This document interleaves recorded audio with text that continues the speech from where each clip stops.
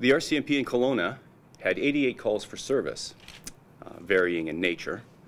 16 people were lodged in custody.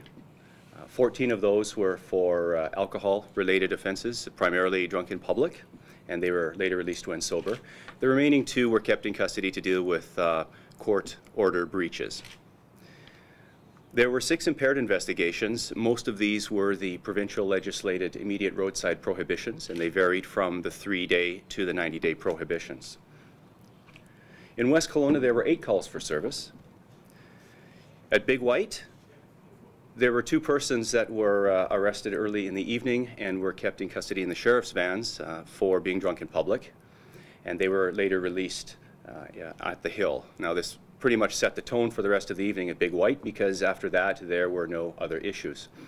It was very festive up there. There were approximately 4 calls for service of a minor nature, mostly loud parties and unauthorized persons in the living accommodations. In Lake Country, there were 8 calls for service, and they also had 2 immediate roadside prohibitions that they dealt with. There were a number of road checks that were done over the course of New Year's Eve in and around the city, and there were several vehicle crashes. 3 of them involved damage to vehicles, but there were also a few that went off-road into the snow-covered ditches, primarily in the Highway 33 area, as the roads were quite icy early on in the evening.